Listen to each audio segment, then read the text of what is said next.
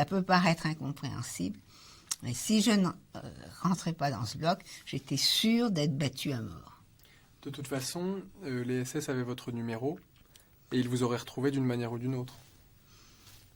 Je suppose.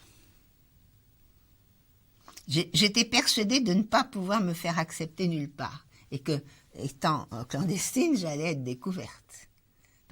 Parce que même tout le monde, je pouvais même pas me coucher dans le fond d'une koya. On m'aurait dit qui est cette femme. C'était impensable. Donc je suis retournée dans le bloc, ce qui peut paraître incroyable. J'y suis retournée. Tout à l'heure, vous avez dit j'étais dans la peau d'un condamné à mort. Ah oui, absolument. Ah oui, complètement. Mais vraiment complètement. Je n'avais aucune issue. Et alors, il s'est passé... Alors, je ne sais plus si c'est une nuit ou 2 nuits, mais je crois qu'il y a eu un second appel le soir même. Je ne pense pas qu'il y ait eu une seconde nuit dans le bloc. Je crois que c'est le soir même, mais ça, je ne suis pas complètement sûre. Alors, le soir même, mettons, l'appel, et au cours de cet appel, une deuxième sélection. C'est-à-dire que le miracle, les jeunes filles, enfin, j'avais 16 ans, je disais que j'en avais 18, quelque chose comme ça. Ou, je ne sais plus si... Parce que une partie du temps, j'ai passé à me rajeunir et une autre partie du temps, j'ai passé à me vieillir, toujours pour les besoins de la cause. Alors là, je ne sais plus si je me suis rajeunie ou vieillie. Je pense que je me suis vieillie. Je ne sais pas ce qui s'est passé. Sans que je dise rien au début, sélection à travers la première, et les jeunes filles de mon groupe, oui, elles étaient plus âgées que moi, donc je me suis vieillie. On était là, pas nombreuses, une dizaine, miraculeusement appelées et extraites de ce fameux bloc et emmenées dans un bloc voisin. On était sauvés. Enfin, on était sauvés provisoirement. Et dans la nuit, je me souviens très bien d'avoir, ça je l'entends encore maintenant, le bruit des camions diesel, quand ils venaient chercher les gens pour les emmener à la chambre à gaz, ils n'arrêtaient jamais leur moteur. Ils faisaient tourner leur moteur diesel et dans la nuit, ça s'entend terriblement. Et ça, ce bruit, je l'ai encore en ce moment. Et les malheureux qui étaient restés dans ce bloc, bloc de Galles, Kretz, c'est la Galle en allemand, j'ai très bien compris qu'elles partaient toutes pour la chambre à gaz. Parce que c'est les camions qui venaient les chercher. Est-ce que vous avez entendu leur réaction? Est-ce qu'elles pleuraient? Non, je crois pas. Tout était tellement silencieux, tout le monde était tellement résigné, tout le monde était tellement maigre, tellement fatigué, tellement épuisé, il n'y avait pas de réaction. Parce que on peut avoir une réaction quand on est à peu près normal, mais quand on est dans un tel état de misère physiologique, enfin, de misère physique, il n'y a plus de réaction. Il n'y a plus de réaction. Elle savait depuis la veille, comme moi, qu'elle était promise à la chambre à gaz. Ça n'aurait servi à rien. Crier, à quoi bon? Se révolter, il n'en était pas question. Elles auraient été mitraillées sur place, c'est tout. Il y aurait eu un mitraillage au lieu d'avoir un gazage. Ou il y aurait eu des coups à mort. Enfin, de toute façon, c'était sans espoir. Et alors donc là, j'ai vécu avec ces jeunes filles sans savoir pourquoi j'avais été triée. Après, j'ai fait des élucubrations, j'ai pensé qu'on voulait faire des expériences sur les jeunes filles, que pas Mengele, mais l'autre, je ne sais plus comment il s'appelait, avait eu un accident de moto qui l'avait empêché de faire ces expériences. Mais ça, je l'ai lu bien plus tard, hein, que j'ai appris qu'il avait eu, alors qu'il était réfugié en Amérique du Sud, j'ai appris comme ça, au bout de 30 ans, qu'il avait eu un accident de moto juste au moment de cette sélection. Mais c'était pas Mengele, hein, c'était l'autre, je ne sais plus comment il s'appelait.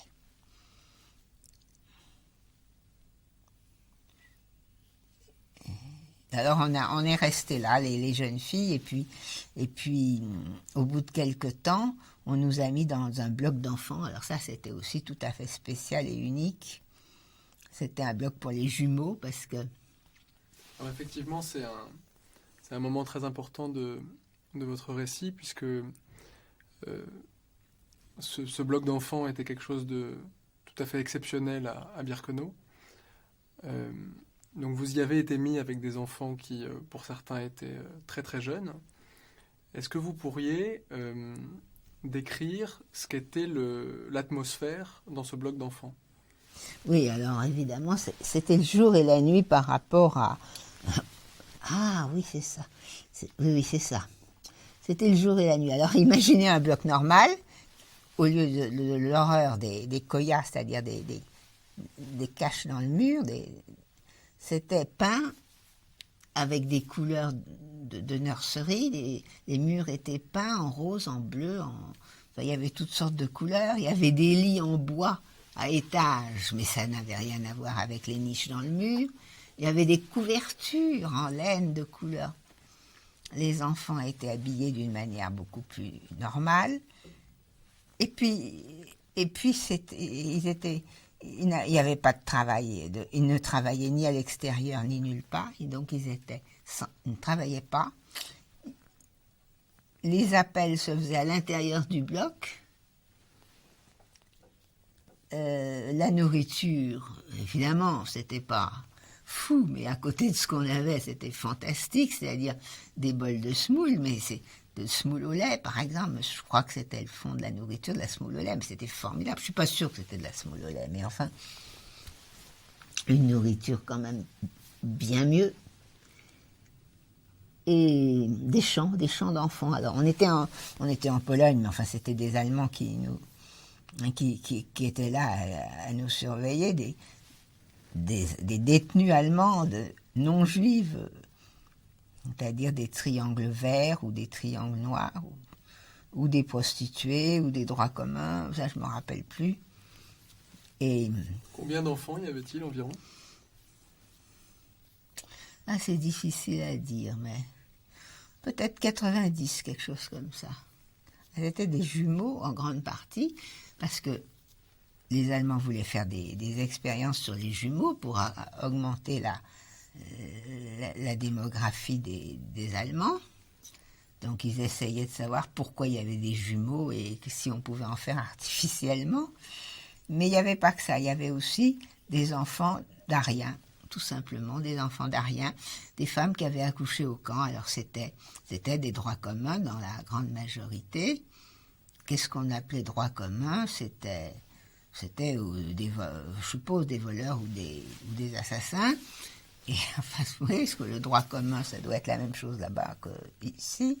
Et puis des prostituées. Alors elle, avec le triangle noir, la prostitution était très très mal vue. Et bon, puis alors, il devait y avoir aussi des enfants de prisonniers de guerre soviétiques, parce que on avait ces petites têtes blondes là, vraiment très typiques. Des petits Ukrainiens, enfin moi je les imagine Ukrainiens, enfin. Il y avait eu dans le camp à l'origine, c'était fait pour des prisonniers de guerre russes, soviétiques. Hein. Il y avait de la gaieté dans ce bloc d'enfants? Non, je crois pas. Là aussi je me souviens d'avoir écrit, pour dire vrai, hein, parce que je me souviens plus tellement de l'atmosphère. J'aurais eu tendance à vous dire qu'il y avait une certaine gaieté, mais je me souviens tout d'un coup avoir écrit qu'au contraire, pour des enfants, ils étaient désespérément tristes. Au contraire, ils étaient passifs, amorphes, résignés. Ils étaient mal nourris quand même, séparés de leurs parents. Enfin, ils avaient peut-être leur mère, mais tout ça, j'en sais trop rien, vous comprenez. Pour des gosses, être à Birkenau, même dans un camp arrangé, c'était horrible. Mais il y avait des femmes qui accouchaient aussi? Ah oui, alors il suffisait, pour pouvoir accoucher à Birkenau, parce que les femmes enceintes étaient gazées à l'arrivée, mais encore fallait-il qu'on voie qu'elles étaient enceintes. Celles qui étaient au début de leur grossesse, finissaient par accoucher à Birkenau, mais alors on les gazait, elles et leurs nourrissons, pratiquement au moment de la naissance. Donc il n'y avait pas d'enfants juifs qui pénétraient dans le camp vraiment, autant que je sache. Hein.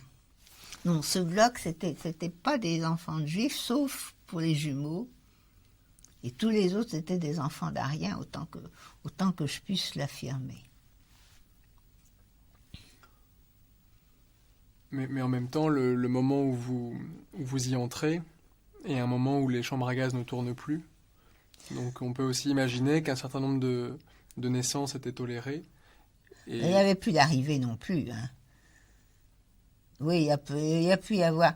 Mais j'ai connu une de mes camarades qui a accouché à Birkenau, qui était juive, qui a survécu, que j'ai vue après à l'amicale à Paris. À l'amicale d'Auschwitz? Oui. Et elle avait accouché à Birkenau, parce qu'alors, après ce bloc d'enfants, un peu avant Noël 1944, on nous a transférés dans un autre bloc, qui n'était plus un bloc d'enfants. C'était un bloc protégé un peu quand même. Mais c'était plus un bloc d'enfants, et il y avait là une mère qui venait d'accoucher et qui avait son enfant. Alors comme vous dites, peut-être parce qu'il n'y avait plus de chambre à gaz. Donc il y avait un nouveau-né dans ce bloc? Il y avait un nouveau-né dans ce bloc, et cette femme alors son nouveau-né, je crois bien qu'il est mort, mais cette femme est revenue en France. Elle a fini par se suicider, autant que je me souvienne, quelques 7-8 ans après son retour. Mais alors ça, c'était encore malgré tout un régime assez protégé. Vous vous occupiez de certains de ces enfants? Non, mais il y en avait un peut-être pour tout le bloc. Hein. Ah oui, non, mais dans le bloc d'enfants, je m'occupais de... Faut que je m'en rappelle plus, parce que j'ai dû écrire que les grands s'occupaient des petits. Là, il est possible qu'il fallait faire sa couverture, faire son lit au carré, tout ça. Alors les petits, évidemment, étaient incapables de le faire. C'était vraiment incroyable en plein Birkenau de voir ça. Hein. Des couvertures roses, bleues, des vraies couvertures, faire le lit au carré. Je pense pas qu'il y ait eu des draps, non, je pense pas que ça aille jusque-là. Il devait y avoir des paillasses, on devait dormir sur quelque chose qui n'était probablement pas de la planche. Peut-être me suis-je occupée des petits, je m'en rappelle. Moi, j'ai pas beaucoup la vocation maternelle, mais...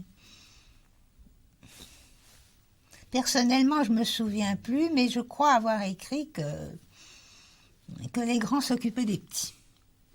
Il y avait des chants, ils étaient tristes comme tout, mais on les faisait chanter. Tous ces chants du folklore allemand qui est très riche, ça n'arrêtait pas. Vous vous souvenez de certains airs? Oui, certains airs, je m'en souviens.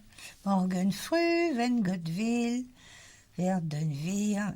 Alors, je sais plus quoi après, mais toujours des sons, une musique très, très populaire. Mais ça, je ne l'ai pas oublié. Morgen früh, wenn Gott will, werden wir. Je sais pas ce qu'on devient là, je ne me rappelle plus. Mais je sais que dans mon livre, je donne plus que ça. Je donne plus de paroles. Là, maintenant, je suis un peu à court. On nous faisait chanter en allemand. C'était obligatoire, il fallait que ce soit en allemand, et on nous faisait chanter. Mais bon, tout ça, c'était, à côté du reste, c'était formidable. C'est-à-dire que les conditions dans ce bloc étaient bien moins mauvaises que ce que vous aviez connu avant? Bien moins mauvaises. Aucune commune mesure, je dirais même. C'était tout à fait... Rien que le fait de ne pas devoir sortir, peut-être qu'on avait des appels, j'en suis même pas sûre. On nous comptait peut-être comme ça, chacun au pied du lit, ou je sais pas. On sortait pas, ou on sortait un tout petit peu quand on nous demandait de sortir, mais c'était pas les horribles appels. Pas de travaux. Des heures aussi, beaucoup plus. On n'était pas réveillés à 3h30 du matin. Je suppose je ne sais pas à quelle heure on était réveillés, mais c'était beaucoup plus humain. Non, évidemment que je dois la vie à ça, parce que ça a duré presque 2 mois. Et après, quand je suis allée dans l'autre bloc un peu protégé, c'était un bloc, à mon avis, qui appartenait au camp des Tziganes. Les Tziganes, eux, ils avaient été éliminés, ils avaient été gazés en une nuit. C'est bien connu, la nuit du 3 au 4 août 1944. D'ailleurs, depuis, j'ai gardé une sensibilité extraordinaire pour les lieux qui se vident soudainement. Parce que le bloc où j'étais, dans le camp B, était très proche du camp des Tziganes. Il y avait juste la voie ferrée qui nous séparait. Et je voyais de loin, toute la journée, ces familles tziganes qui n'étaient pas séparées. C'était hommes, femmes et enfants ensemble, qui circulaient dans tous les sens. Ça grouillait un peu de partout. C'était hyper vivant. Et tout d'un coup, alors j'ai su que c'était la nuit du 3 au 4 août ou du 4 au 5. Hein. Tout d'un coup, je crois qu'on a entendu des cris et au matin, l'espace était totalement vide. Il n'y avait plus personne. Vu de loin, mais au lieu que ça grouille, c'était le silence total. Et pas un être, pas un chat, rien. Alors après, bien sûr, j'ai compris qu'ils avaient été gazés. Sur le moment, je ne sais pas ce que je me suis dit. J'ai pu penser qu'ils avaient été embarqués, déplacés ailleurs. Et j'ai su après qu'ils avaient été gazés. Et alors, ça m'a fait un tel coup, parce que je me suis bien douté quand même qu'ils avaient été gazés. Ça m'a fait un tel coup, ça, que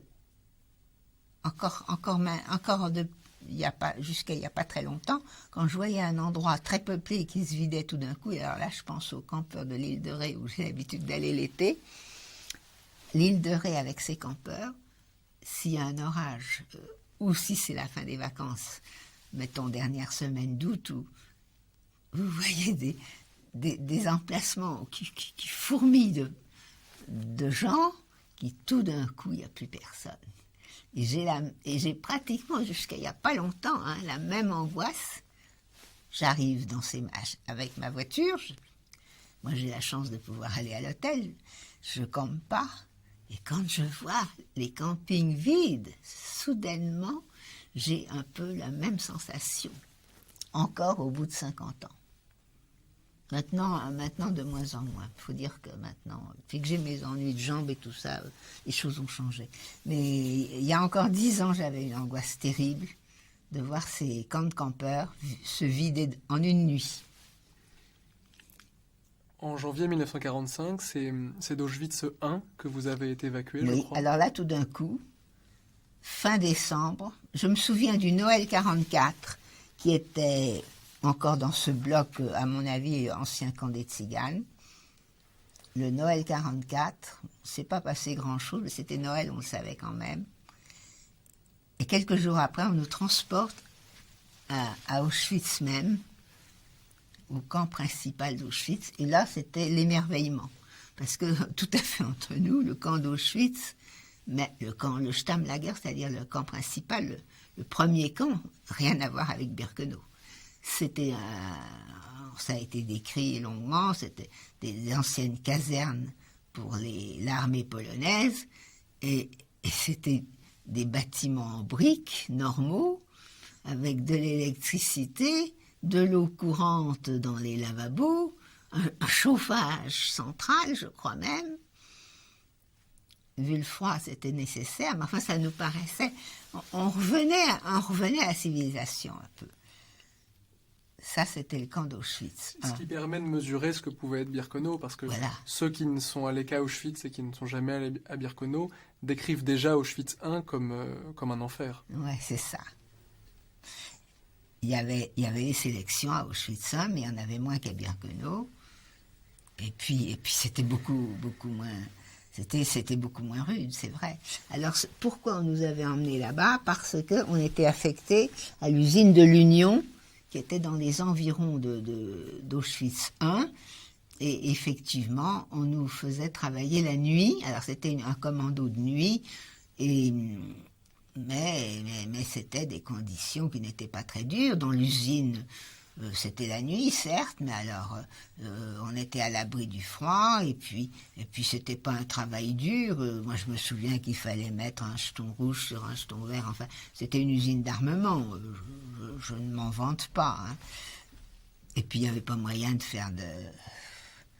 Enfin, moi, j'ai pas pensé que je pouvais faire du sabotage. Alors, on me faisait mettre une petite pièce verte sur une pièce rouge ou inversement, je faisais ça toute la nuit, c'était pas dur du tout. Enfin, ce qui était dur, c'était de travailler la nuit, puis d'aller là-bas à pied, mais à côté du reste, ça paraissait beaucoup moins dur. Et ça a duré 10 jours, et est arrivé à ce moment-là le fameux 18 janvier 1945, date de l'évacuation d'Auschwitz. Est-ce que vous pourriez me raconter cette marche? Alors cette marche était passionnante parce que c'était dans la forêt, c'était dans la campagne polonaise. Pour moi, c'était passionnant parce que ça me mettait au contact de la population. Enfin, à travers nos haltes, on était dans la population polonaise. Il y avait un côté que je trouvais assez pittoresque. Le mot n'est pas trop fort. D'abord, c'était quand même une satisfaction de quitter Auschwitz. Là, on pensait qu'on ne le quitterait jamais. On le quitte. Mais évidemment, c'était des conditions effroyables. Parce que, alors, je pense qu'il faisait moins 30. J'apprends qu'il faisait que moins 20. Bon, c'était des conditions effroyables. Mais ce qui m'a sauvé la vie, là aussi, c'est que j'avais pu, au camp d'Auschwitz, dans mon lit, il y avait des édredons énormes, comme on fait dans les pays de l'Est, et en particulier en Allemagne, c'est-à-dire des édredons, c'est l'équivalent de nos couettes modernes, sauf qu'elles sont piquées complètement et bourrées de coton, parce que les matières synthétiques n'existaient pas. Et dans les campagnes, on en a encore vu jusqu'à il n'y a pas tellement longtemps, c'est des couvertures piquées, épaisses comme ça. Donc c'est ça que vous aviez sur le dos pendant la marche? Ça. Alors, on avait nos vêtements qui étaient très insuffisants, mais si on avait ça sur le dos, un derrière et un devant, ou en tout cas un derrière qui se rabattait sur le devant, il fallait quand même voir où on marchait, et qu'on était en rang par 5, la chaleur communicative ça s'évaporait pas trop, ça restait chaud en dessous, et c'est ça qui m'a protégée. Et alors là, j'étais avec Estelle et puis je sais pas d'autres. Enfin, on s'entendait pour dormir à tour de rôle. Et ça m'a beaucoup frappé parce que je croyais que je l'avais rêvé. Je me disais comment je fais pour dormir en marchant. Mais beaucoup de déportés, je me suis aperçue après le coup, l'ont dit aussi. Il suffisait de perdre conscience un quart de seconde, je sais pas, mais on récupérait comme ça. Parce que sinon, ça a été épouvantable. On marchait, on n'avait qu'une seule idée, c'était de prendre le train. La route était pleine de neige, les champs étaient pleins de neige. Il y avait juste des arbres noirs tout le long qui se détachaient. Et puis dans les champs, les corps des malheureux qu'on avait exécutés ou qui étaient morts de fatigue, mais souvent exécutés simplement parce qu'ils prenaient un tout petit peu de retard. Alors on les exécutait tout de suite. Vous avez dit que vous croisiez vous passiez par des villages, que vous croisiez des civils. Ah oui. Comment est-ce qu'ils se comportaient avec vous? Certains étaient gentils, mais alors là, justement, pour moi, c'était intéressant d'être dans cette chose polonaise. J'aurais pu m'évader, mais pour ça, il fallait, 1, parler le polonais, 2, ne pas avoir la tête rasée, je l'avais eu entre-temps, 3, avoir des vêtements normaux, je les avais pas. Donc, parce que je m'aperçois qu'il y a des gens qui se sont évadés, mais moi, j'y pensais tout le temps, mais je me suis dit, si je m'évade, je vais être vendu, je vais mourir. Mais j'avais la possibilité de m'évader. Alors, oui, on nous a conduits à la gare de Gleiwitz, je le sais maintenant, qui était à peu près distante de 70 km de... C'était énorme dans l'état où on était de faire 70 km à pied. Mais... Dans quel état est-ce que vous étiez? Hein? Dans quel état est-ce que vous étiez? Dans quel état physique? Eh ben, quand je suis rentrée, je pesais 36. Et je pense que je ne devais pas peser beaucoup plus déjà à l'époque. Pour une taille qui était à l'époque de 1,65 m. C'est-à-dire, j'ai grandi beaucoup après mon retour. Et puis j'ai rapetissé. Maintenant, j'en suis de nouveau à 1m65. Je devais à peu près 1m65. 60, alors 37 kilos. Donc un épuisement. Et encore du nerf quand même. Comprenne qui pourra. Hein. Et Finalement, on vous a mis dans un train. alors, on a eu, oui, non, ce qui était pittoresque, c'est qu'on a eu une première nuit notre colonne s'est arrêtée dans une ferme, j'étais dans une porcherie, il faisait bien chaud, avec de la paille et tout ça, on était peut-être 15 dans la porcherie, c'était quand même merveilleusement chaud avec la paille, très confortable. Une deuxième nuit dans une mairie, enfin, quelque chose comme ça en Pologne, et là, c'était du plancher, mais du plancher, c'est pas si mal que ça, pour dormir dessus. On a eu 2 nuits comme ça, et puis une troisième, je ne sais plus. Et puis finalement, on arrive à Gleiwitz, et là, on nous met sur des wagons non, c'était même pas des wagons découverts. Si, c'était des wagons découverts. C'était pas des plateformes, c'était des wagons découverts. C'est-à-dire qu'il y avait des murs tout autour, mais pas de toit. Alors là encore, système avec les édredons. Comme chacune avait un édredon, on pouvait en mettre un sous, un dessus, un derrière, un devant. Parce que les wagons découverts en train, même s'ils faisaient que -20 au lieu de -30, c'est épouvantable. Et pas de nourriture et pas de boisson. Mais là, pour la boisson, on pouvait prendre un peu de neige qu'il y avait sur le bord du wagon. Mais la nourriture, pas. On nous en a jeté quelques pains dans une gare. On passait dans des gares. Il y avait donc des civils allemands. Quand ils disent qu'ils ne savaient pas, à partir de janvier 1945, ils ne pouvaient pas ne pas savoir. Hein. Et je me souviens qu'on nous a jeté du pain. Je crois que vous êtes même passé par Berlin à un moment. Oui, je pense. Oui, on est passé par Berlin. Et j'ai su que c'était Berlin, je ne sais plus comment. Et puis après, un camp, et j'ai su après coup que c'était Sachsenhausen, parce que Sachsenhausen, d'après ce que je crois savoir, c'est qu'il est tout près de Berlin. Vous avez le souvenir d'avoir vu Berlin? Oui, maintenant je m'en souviens plus, mais je sais que je l'ai vu, et déjà très abîmé. Hein. À cause des bombardements? Je crois que c'était un tas de ruines, mais enfin, ça je m'en rappelle plus, mais je l'ai identifié comme étant Berlin, et je m'en rappelle plus si j'ai vu un tas de ruines, ou si j'ai vu une ville déjà assez abîmée, ça je ne sais plus. Finalement, vous êtes arrivé plusieurs jours plus tard à Ravensbrück. C'est ça. Oui, c'est ça. Alors là, on est arrivé, on nous a mis dans des wagons de 3e classe, plombés, mais c'était formidable. De toute façon, de Ravensbrück gare au camp, c'était pas très loin. Hein. Je ne sais pas si on était descendu à la gare de Ravensbrück ou dans une autre gare. Enfin, il y a eu un petit trajet en train, et puis finalement, on arrive à Ravensbrück. Et là, c'était surpeuplé.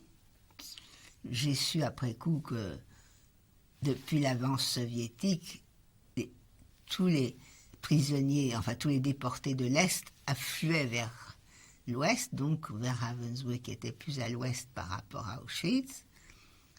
Et on n'a pas pu être logé dans les blocs, on a été logé sous une tente. Et là aussi, c'est très célèbre parce que cette tente, il y avait des koyas, mais enfin, je ne sais même pas s'il y en avait. Moi, je n'ai pas trouvé de place. Il devait y en avoir. Koya, ça veut dire les lits à trois hauteurs. Mais je pense que moi, je pense qu'il y en avait, mais pas suffisamment. Bref, je dormais par terre avec un tas d'excréments juste à côté de ma tête. Ça s'oublie pas parce que... Et là, un surpeuplement fou et très peu de nourriture, très très peu. Pas de moyen de faire aucune toilette. Et c'était la tente. Alors ça a duré, elle est célèbre, ça a duré quelques jours. Je crois avoir été chercher des pommes de terre sur un tas de légumes la nuit. Je crois que j'ai fait ça. Ça a marché. Je ne me rappelle plus très bien, mais je crois que j'ai trouvé des légumes près des cuisines la nuit. Et puis... Vous étiez obligé de voler parce qu'en fait, oui, à ce moment-là, il n'y avait quasiment pas de nourriture distribuée. Il n'y avait pratiquement rien de prévu.